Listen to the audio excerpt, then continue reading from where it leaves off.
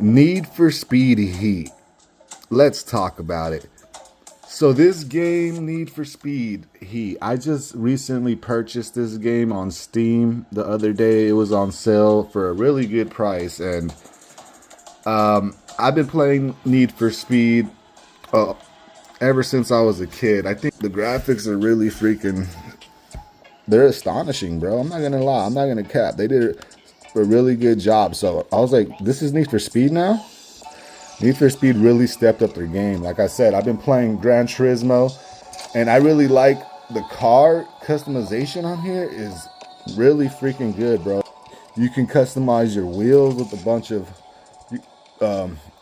you could even do the calipers, bro. You can do disc brakes. There's a lot of customization here, guys. Tires, canards, front headlights, hood, windows, vents, front bumper, splitters. So freaking a bunch of different things, man. It's crazy. Rear wheels, so you can change the front and the rear. Different exhaust tips. You can customize the performance as well. Turbo it, supercharge it. Tune the ECU, tune the way if you want it to drift more. Different wheels, drifting wheels. You see, you can tell you guys, you can do decals anywhere, even on the windows. I'm pretty sure no other racing game, as far as I know, modern racing game, can you put decals on the windows. Not even in Gran Turismo, the newest one, bruh. Game. Whenever whatever car you decide to go to the street with, it does this really cool transition, shows your car off. And so just like Gran Turismo, you can change the view by pressing the Y button. So you got this view, a little bit farther, the close view, and then the first person, and then the hood first person view. Progression's only 3%, so I'm thinking I have a lot more to unlock. I mean, I don't know. But so far, I only have 3%, and I'm satisfied with this 3%, guys. Like, I've only been in this little part of the area, and I've been whipping this Civic around like a madman. Enough yapping. Let's get this.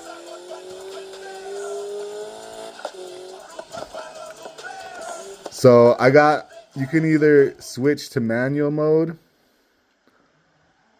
Oop.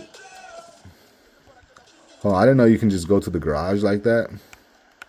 What? You can just go to the garage like that? Okay, so these are different events and stuff. You can go choose to do story missions, or you can go race people. You could go to gas stations. Do money little missions here and there. Find little graffiti to like unlock new stickers and stuff. There's quite a few things to do here, and you can redo races if you want. Like a bunch of these races I've already done pretty much, but you can always redo them. Got a couple of story missions here, and there's some drifting missions. There's racing missions on here, and then there's what kind of other missions? I don't know. There's only about like 2 or 3 different kind of missions. Oh yeah, there's like ghost missions. There's where you have to try to there's a ghost car, and you have to try to beat the ghost, pretty much. And you can see the ghost in real time, which is really cool. So if you can see, and you can crash into the ghost as well, and it won't do anything. Oh,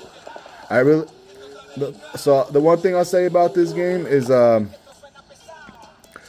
traffic on here is kind of light. I kind of wish it was a little bit heavier. And then the type of cars you see on here, they're really well done. I'm not gonna lie. Like there's some there's a BMW right there, and it's just normal traffic.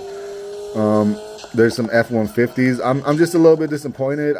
I'm happy that the F-150 made it in here, because that's actually the kind of truck I drive. But that's not the point. There's only F-150s. There's no other kind of trucks. It kind of gets boring when that's the only truck on the game. You know what I'm saying? Spawns on some of these cars are absolutely insane, and I haven't even unlocked, not even close to the fastest of the fastest cars. This is actually really slow car compared to like the newest cars in the game. Like I said, I'm barely like 3% progression on this game. So once I'm driving like Lamborghinis and stuff like that, it's probably going to be insane, man. I could imagine. I'm already feel like I'm street racer in this Civic, man.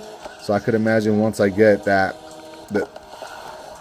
that car that's on the cover of for this, the Polestar, I'm pretty sure that thing costs like $1 million, and that's like the last car on the game you can unlock or something like that. But I bet you that car is gonna be insane. Once I get it, guys, I'm gonna customize the hell out of it. So one thing I'll say about this game is I'm having so much fun with it, man. Like I said, you can get NOS, you can get double tanks, one tank. There's a lot to do here. You can I forgot to mention, guys, I'm driving manual mode right now, but you can always change it just to drive automatic mode. So you start off in first gear, and then you start redlining, right? I'm completely in first gear until I hit RB. Once I hit RB, then I hit second gear.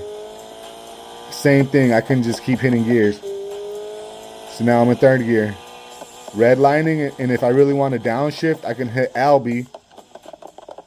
Look at those backfires, bruh. See, now I'm in first gear. So it's just a little bit, it's just a little bit funner, guys, playing this game. Hey, you play this game, bro. The drift mechanics on this game are, I'm not gonna, like I said, they're more Ridge Racer, arcadey. Don't expect like a realistic Gran Turismo style drift mechanics. I'm not gonna lie, if you have a drift car on this game, it can get really fun, and it actually can be really good drift mechanics if you know what you're doing. See, with this one, this is not really a good drift car. There's actually two ways of drifting on this game. If you're going around a corner and you hit Y, you can just drift like this with tire smoke, right? I can't do this. The second method of drifting on this game is when you're going around a corner, you just hit the throttle 2 times in a row, and then you can like do a little bit more of a drift, right? You're supposed to be like, you can do more of a drift, but since I have this Type R is not set up for that. So what I would have to do is go over here, and I'm gonna swap cars, and I'm gonna show you guys exactly what a drift car can do and how a drift car actually is supposed to be on this game. All right,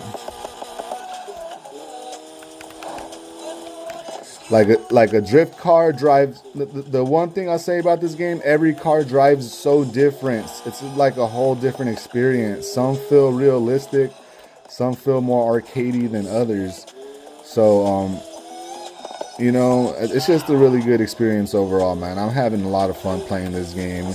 Realistic or not, man. Like I said, I played the hell out of Gran Turismo 7, my friends, and honestly, I have not had as much fun playing through Gran Turismo as I have through this. And the reason for is the story mode on Gran Turismo is not as engaging as this one. When you play Gran Turismo, you just go through the map, and I feel like you just pick, you know, it's better to actually, just the fact that there's an open world on this game makes it 100 times better than Gran Turismo. I know in Gran Turismo you can, you know, there's like an online mode where people can set up their own races, and that's pretty cool and all. Don't get me wrong, if they added that to this game, that would be that'd be really cool. And honestly, I don't know if they added more DLC. There probably is DLC to this game that adds more missions. I'm not going to say there's not. And I do not know how long the mission... Oh, God. So there is the crashing mechanics on this game. There is no crashing mechanics. You can really crash the hell out of your car.